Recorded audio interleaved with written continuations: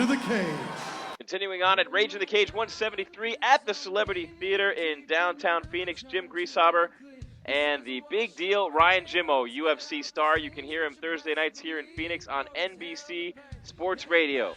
And Jimmo, I know you have a lot of fun doing radio, having some fun calling the fights here tonight, as well as we see Matt Alejandro making his way into the cage, his amateur debut. 6 feet, 131 pounds from Phoenix, fighting out of the UFC gym. He will take on Eric Drybones Villalobos. But Matt Alejandro, another fighter, making his debut here tonight in the Crimson Cage. Jim, you have those accents down. You have those names down. I'm impressed, my man. You sit in the mirror and practice this?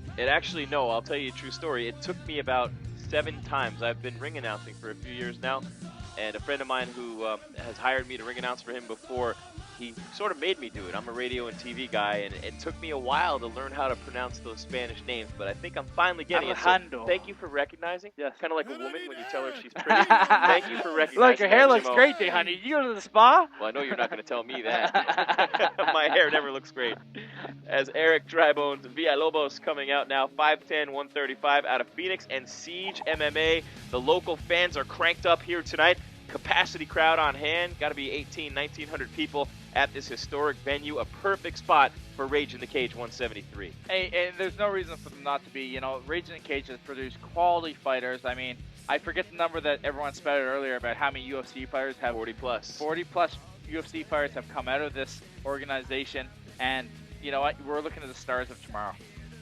Guys like Dominic Cruz, CB, the Doberman Dalloway, your teammate, Jamie Varner, C4. So many of them. Joe Riggs is another one. Just goes on and on and on, that list there of fighters who have come out of Rage in the Cage to go on to the UFC. Dan Severn even fought in this cage at one point, although that was after he had fought pretty much everywhere else. I can't even count the number of fights that guy's had. But exciting here for guys like Villalobos and Alejandro to step into this cage tonight that so many great fighters have stepped in before them. John Moraga's another one from right here in Phoenix, and these guys look up to guys like that. They come out of a city like this. A lot of times it's been a tough ride for them growing up, and fighting might be the only way out, working hard to get into that cage and make a living, hopefully at some point, although not being paid as amateurs. Yeah, so, I mean, every other sport, from wrestling to, like, I did karate, and I always considered that my amateur sport. So these guys are going through a different part of their amateur career right here. I've always talked about how the sport changes, and guys came up as wrestlers or martial artists in a specific discipline. Now they train everything from a young age. As we send it up to the cage for the intros, Rockin' Rick Reyes. Wearing white trunks, black trunks with white trim. Making his debut here this evening, he is 6 feet tall, 131 pounds. Hailing from Phoenix, Arizona, he fights out of UFC Gym. Please welcome Matt Alejandro!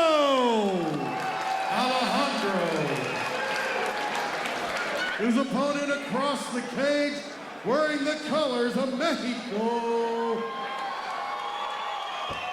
And fighting out of the blue corner, 5'10", 135 pounds, fighting out of Phoenix, Arizona as well.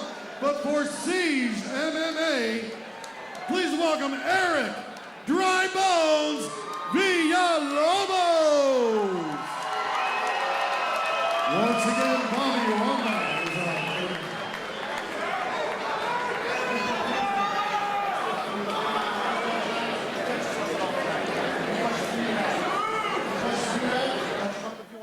All right, we get set now for Alejandro and Villalobos. Alejandro in the black trunks, Villalobos in the colors of the Mexican flag. As you heard the voice of Rage in the Cage, Rockin' Rick Reyes tell you, they get set for round number 1, and here they come.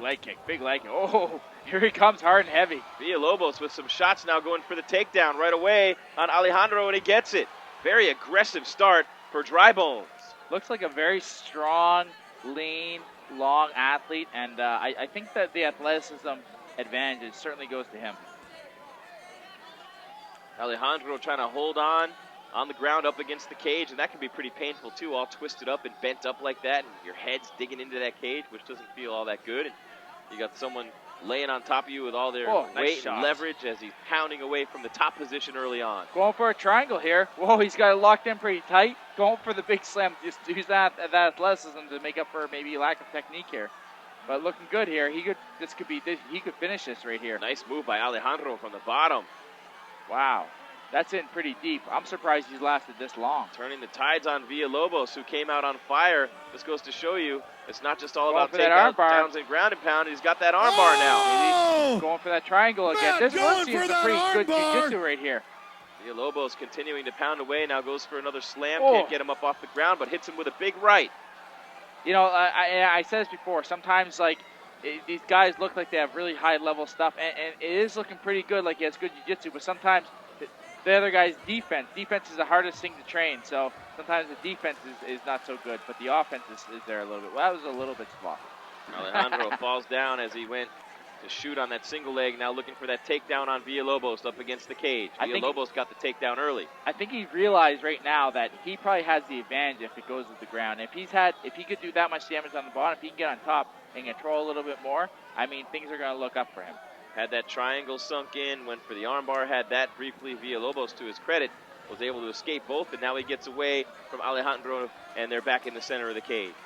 Oh, nice body kick. Oh, he's coming with, big right hand. Oh, he get hit with the right hand in zone. Nice counter by That's Alejandro. Right, it's a street brawl now, folks. That leg kick again. This is where Villalobos wants to stay right here. He wants to stay up here and pick him apart and beat him off feet. We can see there's a definite disparity of power between the two of them, with Villalobos being the stronger one. Alejandro missing with a couple shots. Now Villalobos, his second takedown of round one. Nice guard pass right there. Has to be careful with the jiu-jitsu of Alejandro on the ground. Villalobos with that knee pitting the arm down, going to work from the top, raining down right on Alejandro, who spins around to get away and can't do it. Oh, he's in trouble. This could, if he doesn't get up, this could be a stoppage right here.